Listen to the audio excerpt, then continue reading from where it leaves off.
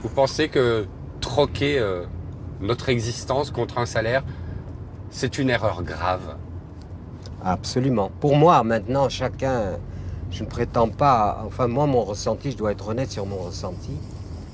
On a l'impression que vivre, c'est mériter un salaire, et mériter un salaire, c'est se plier, se subordonner à une règle d'une société moderne qui fonctionne beaucoup sur la productivité et donc la notion de progrès.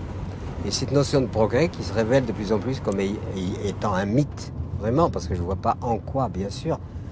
On ne peut pas dire qu'il n'y a pas eu de progrès technique, ça serait injuste de dire qu'il n'y a pas de progrès technique, que la médecine n'a pas fait certains progrès, notamment en chirurgie, mais par contre, il y a eu des progrès négatifs, extrêmement négatifs. Et en particulier, celui qui me tient à cœur, c'est l'agriculture. Et nous sommes vraiment dans une partie régressive quand on voit le sort et la condition qu'on a faite à la nature. On ne peut quand même pas imaginer que c'est un progrès. Ce n'est pas un progrès, c'est une régression importante.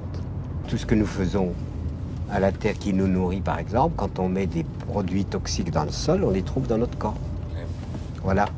Et pour expliquer les choses, la nourriture elle-même étant devenue frelatée, en m'amusant, je dis aux gens, bientôt avec la nourriture moderne, plutôt que de se souhaiter bon appétit, il faut se souhaiter bonne chance. Parce qu'en fait, on intègre dans sa propre physiologie ce qu'on a mis, ce qu'on a infligé à la terre qui nous nourrit. Si le salariat contre lequel on échange notre existence, comme vous le dites, on le sait un peu toxique pour nous, pourquoi nous l'acceptons pratiquement tous? Écoutez, je ne sais pas, c'est-à-dire que les choses se sont organisées de telle façon que c'est devenu une norme.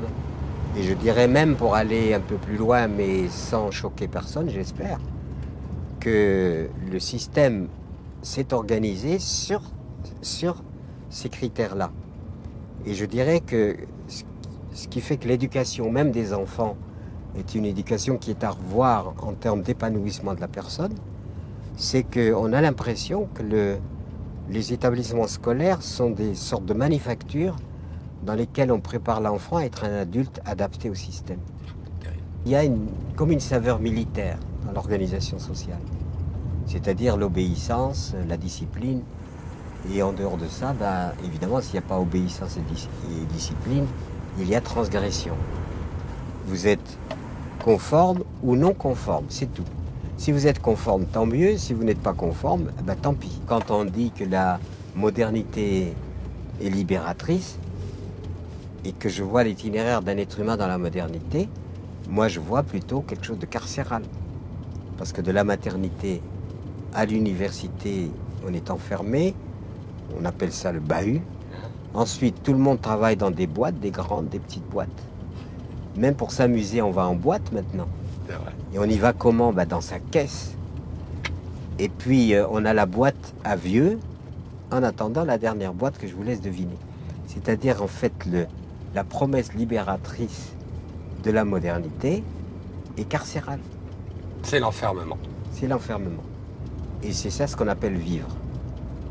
Et ce qui est tragique aujourd'hui, c'est que ce qu'on appelle les pays émergents, les pays tiers, estiment que ce modèle est réussi et veulent l'imiter. Ah, ils y foncent tête baissée. Ils foncent tête baissée en oubliant complètement que si chaque Chinois, chaque Pakistanais, chaque Indien, etc., habitant de cette planète voulait vivre comme nous, qui sommes des gaspilleurs en même temps, des gaspilleurs invétérés, eh bien, la planète ne pourrait pas suffire.